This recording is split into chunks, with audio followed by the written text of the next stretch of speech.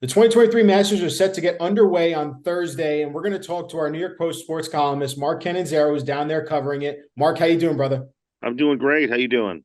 I'm doing well, and obviously we wanted to talk to you about all the things that are going on down there. Everyone's eyes are going to be paying attention down there at Augusta. The biggest story, obviously, is Tiger Woods, who was there competing, and he had some interesting remarks yesterday in his press conference, acknowledging this could be one of his last Masters he's going to play in. What can you talk? What can you say about Tiger's comments yesterday, and what you take away overall from him playing this weekend?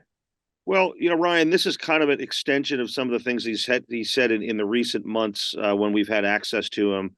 He's obviously is in full understanding of his kind of playing mortality, if you will, because of the injuries he sustained in the car crash in 2021. He's also had multiple back issues and all that thing. So he just realizes that he is close to the end.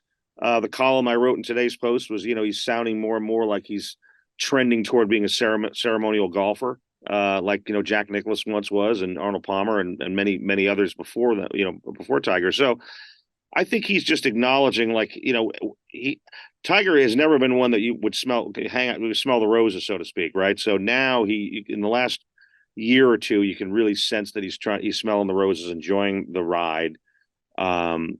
And is maybe a little bit less intense about thinking he's actually going to win the golf tournament. At this point, he's appreciative that he can still play golf.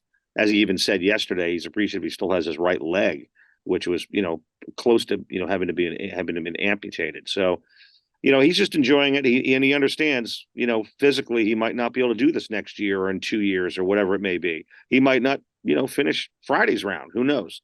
The weather, by the way, is supposed to be horrible here starting on Friday. And that's not good for his health either. It's already a very difficult course to walk as it is, much more hilly than anybody can imagine if you haven't actually been here. So that's his biggest challenge, is not the golf shots, it's the walking. So, I think yesterday was just kind of an acknowledgement that he knows the end is near in terms of his competitive, life, so to speak, here on the tour. So, we've kind of heard him trending in this way a lot, but here at Augusta, where we have had so many ceremonial golfers, it to me, it kind of stuck out a little bit yesterday because it's clear he's heading that direction. Yeah, it's really interesting to see him just acknowledge that, and like you said, it's. I think a lot of people are going to be obviously. Tiger always gets the biggest draw, but it's going to be even more keen for people to be watching this weekend. Let's move on to the world's #2 golfer, Rory McIlroy. He is chasing that career Grand Slam, and he hasn't won. What can you say about Rory's chances this weekend? What do you expect to see from him? I like Rory's chances, but just because he's one of the best players in the world. He's in really, really good form this year, and he's played well here before. He just hasn't closed the deal. But the interesting thing here, Ryan, is the dynamic here is multifold. He's got scar tissue here. He blew a 4-shot lead in a final round in 2011, walked off the course in tears. He was a much younger guy back then. He's had some disappointments here. And the other thing is the fact that this is the last leg of the Grand Slam that he's trying to complete.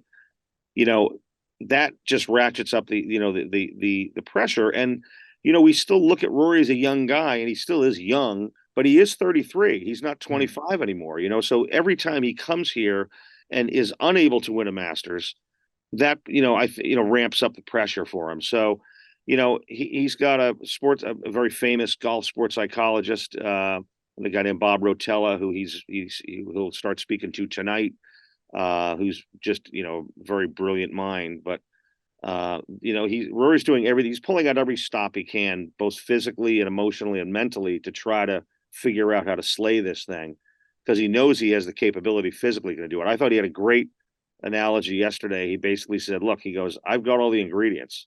He goes, it's just a matter of setting the oven to the right temperature and having the meal come out perfectly. And that's what he's trying to do, is have that perfect meal by Sunday night, having that jacket slipped over his shoulders, in Butler cabin. Yeah, it's hard to believe that he's going to be his 15th Masters he's going to be participating in. We always think of him as a young kid, but it's 15 he's going to be playing this weekend, which is pretty crazy to think about. Mark, let's move on to LIV Golf. Obviously, they are participating in the Masters this weekend, and it was pretty noticeable when we saw the features group that they were omitted from there. What can you say about that? let me have how many? Let me count the words. Elephant in the room. Is that 4 words, right? Elephant in the room, man. I mean, that's live right now. I mean, it's listen, I give the Masters credit for not following suit with the PGA Tour and banning the players, which the tour has done. Because you want the best players competing at the biggest tournaments in the world, and that's what this is. So um, yeah, it's interesting. The Masters hasn't banned the players, but they're not exactly treating them, like royalty either. So, I mean, Phil Mickelson, who's a 3-time major winner, a Masters winner, I should say here, Yeah. is one of the iconic figures in this tournament. Is kind of drew kind of a Siberia like draw. With and no offense to the guys he's with, but Siwoo Kim and Tom Hoagie are not 2 of the larger names on the tour. They're not the marquee names you're going to see on television all day. So I thought that was kind of interesting. And as you said, that what they do is they have 3 or 4 quote unquote featured groups that they put out. The 4 featured groups, I believe it is, that are featured mostly in the early telecast on Thursday and Friday. And there is not a single live player amongst those guys. And oh, by the way, Brooks Koepka just won last week in the last live event. Cam Young is a defending British Open champion. Cameron Smith. Cameron Smith, right. Is defending British Open champion and was number 2 in the world before he went to live. So there's some, Dustin Johnson past winner here, still very relevant. So there's some legitimate guys that probably could and should be in one of those, at least 1 or 2 of those featured pairings, and they're nowhere to be found. So it's a tacit little, needle, to the live people from live players, I should say, from the Augusta committee, Masters committee. But as I said, like I know I've written about on the lead in, I think it would be no more of a delicious storyline to have a live player or 2 coming down the stretch on the back 9 on Sunday with a chance to win, and even better, having that green jacket slipped over his shoulders. Yeah, I find it so fascinating that we spend the entire year, watching and covering golf, and you're missing some of the best players in the world when they're playing in the LIV. And now all of a sudden they're inserted in the biggest tournaments. And it just feels weird that they're just all of a sudden, oh, they're here. Now they're here to compete and go for the Masters or go for another, it's very interesting, that dynamic of all of a sudden, oh, LIV golfers are here, by the way. They haven't been participating in the other tournaments that, we've been seeing all year round, but it's a weird period in golf right now. It really is. Everybody's trying to figure it out. Really, is what's going on. Yeah. Let's wrap all this up, Mark, and let's talk about some predictions. Obviously, it's not easy to predict how the Masters are going to go. You never have any idea who's going to come out of nowhere. But give me your best prediction. What do you think is going to happen this weekend? Do you have a winner? Do you have a favorite golfer you're going to be following this weekend? How's it going to go? Well, I have to go with the picks I had in the post. Otherwise, I would be deemed as disingenuous on this video. So I picked, just because I'm always rooting for the great story, I picked Rory to win. I think he has, as discussed before, he's got a great chance. I think Scotty Scheffler is going to be right there. He's got a great chance to defend. He's playing as well as anybody in the world. He's obviously ranked number 1 in the world. He's so unaffected emotionally that I feel like he has a demeanor to be able to repeat. Nobody's repeated as a Masters champion since Tiger in 01 and 02. So I think he's got a great chance. And I threw Patrick Reed in there just because Patrick Reed, who has won the Masters, played well last week in the last live event, and also absolutely loves and thrives on being the villain. And there is no more of a villainous scenario that you could find in maybe in the history of golf than Patrick winning the Masters this week and having a second green jacket slipped over his shoulders on Butler Cabin.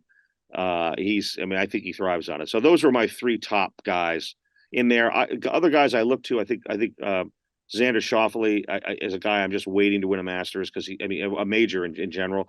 And I think Cameron Young is ready. I mean, he's ready he hasn't won anything yet, but he's been there and he's been in contention in majors in the last year and a half. So I could see those 2 guys being right up there.